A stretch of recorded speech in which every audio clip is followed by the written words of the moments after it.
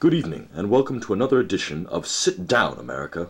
Tonight we will discuss the terms of United States foreign policy and learn more about the individual role of the President as an international representative and diplomat, as well as the history of how rules regarding international relations have been applied over the course of our nation's history. As President Barack Obama's critical first 100 days in office draw to a close, we will look back at how the 44th President has handled matters of defense and diplomacy, and how these actions will set a precedent for the remainder of his term in office. But first, in order to understand current U.S. foreign policy and the role of the President in foreign issues, we must examine the ideals around which the office of the President is based.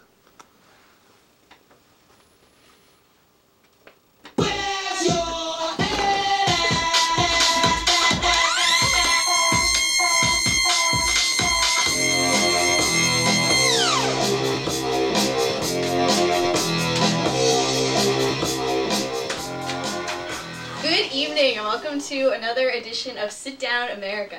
Tonight we'll be talking about U.S. foreign policy, and to help us with this topic we have with us Josh Pouliot and John Lazars, foreign policy experts. So welcome.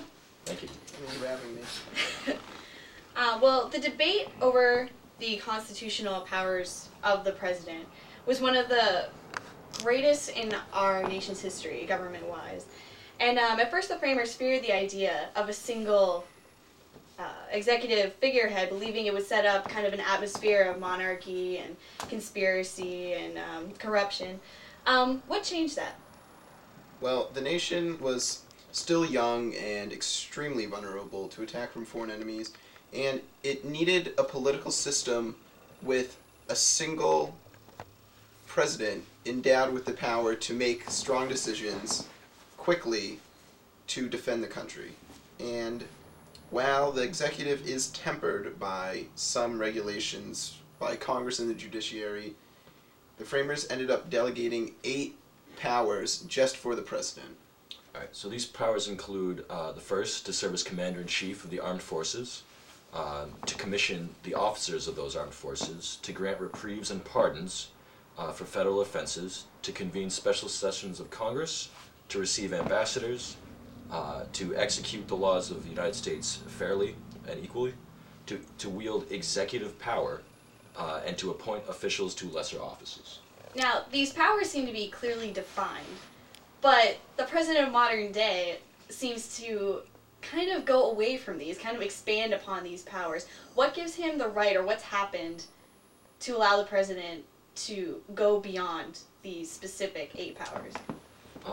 Well, the first is that some parts of the Constitution are vaguely worded. The executive privilege, or the wielding of executive power, gives the president a significant amount of leeway, and that really is how the framers intended it. They didn't know exactly what was going to happen, so they designed the office so that, as situations cropped up, the president would be able to deal with them. Another reason that the president has such leeway is that lots of foreign policy is majoritarian, meaning that the president, as a democratically elected, a popularly elected president, usually has the support of the public, and foreign policy is usually an area where the president does very well in the eyes of the public.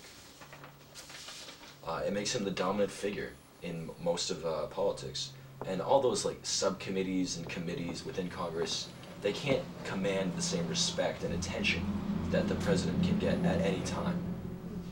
And several presidents have had to make decisions that simply a Congress couldn't make in time with the bureaucracy and everything. And most recently we have Obama, although he hasn't had to do much as other presidents like Truman or Reagan or George W. Bush after 9/11, but he had to do something similar to Thomas Jefferson with the Barbary Pirates. And although not as much, because the situation almost fixed itself, it was a reminder to the Barbary Pirates with Thomas Jefferson and having to make a quick decision to keep Americans safe in foreign waters. And it's really just the exact example of what the president is designed for, to step beyond the bureaucracy and make decisions quickly and accurately. Can you talk about the role of the Supreme Court in regards to the expansion of presidential power? Well, The president's powers regarding international matters have always been aided by the Supreme Court. In 1936, the federal government ruled that the president had the right to conduct foreign and military policy beyond the limitations specifically mentioned in the Constitution. Now, during that time, of course, that was leading up to World War II. And I believe at that time it was the peacetime draft and the first selective service. These were really big changes for America. And Franklin Delano Roosevelt was given the power by the Supreme Court to be ready for what might come in the future. So Congress is consistently kind of, pushed back by the Supreme Court when it comes to dealing with matters of presidential rulings regarding foreign policy. And, an example would be, Johnson and Nixon sent troops, I guess, to Vietnam, and when Congress disagreed with that, tried to kind of address the Supreme Court with the issue and kind of back down, the Supreme Court ruled in favor of Johnson. That's because the president has the power to make decisions, while the Congress has a power to put limitations on those decisions. The president is the commander-in-chief, but to get money for funding his programs like Vietnam or the war in Iraq, the Congress must authorize money to go to those things. And the president can appoint ambassadors to go to other countries, but they can't pick anyone he wants. They have to be confirmed by the Senate, much like a Supreme Court judge needs to be appointed by the Senate, which puts the decision mostly in the hands of the president, but the Congress has a check in place on him. So, getting into checks on the powers of the president, I mean, it's good that we have some sort of system, it seems, to allow the president the leeway to go and make quick decisions in regards to foreign policy, but that there's still some sort of element of control. Can you talk a little bit more about what system is in place, in addition to those congressional powers, that keeps the president in line? Well, the first line of defense that the Congress has would definitely be congressional resolutions.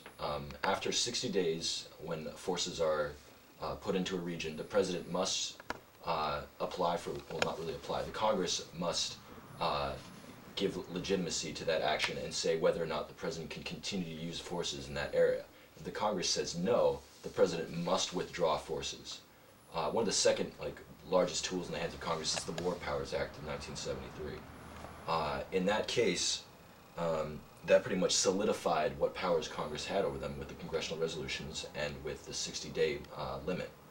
And then the president at the time, Nixon, immediately tried to veto it, and at that time he was extremely unpopular, and the Congress was able to override the veto. So the War Powers Act is still definitely in play, and still has a great deal of power over the president's actions. Probably a good thing also, whereas the public going along usually with the decisions of a president regarding foreign, wars, kind of going with the president, what he's deciding and trusting him, and then the Congress is able to pull back, say, hey, we have a handle on the reins, we still have you in check. So. Well, one of the areas where Congress seemed to have very little check is definitely the CIA. And that's really Josh's field of expertise, so I don't want to steal any. Yeah, the CIA has to propose any actions, covert actions, to the appropriate, whatever they may be for that action, committee in Congress. And the House and Senate have formed intelligence committees for that very purpose. But the real problem there is that Congress does not oversee the day-to-day operations of the CIA, leaving the CIA lots of leeway in its dealings, which is really the way it should be, because some of the actions do require immediate decisions, just like we talked about with the pirates before. There's just instances where our intelligence agencies need that kind of latitude.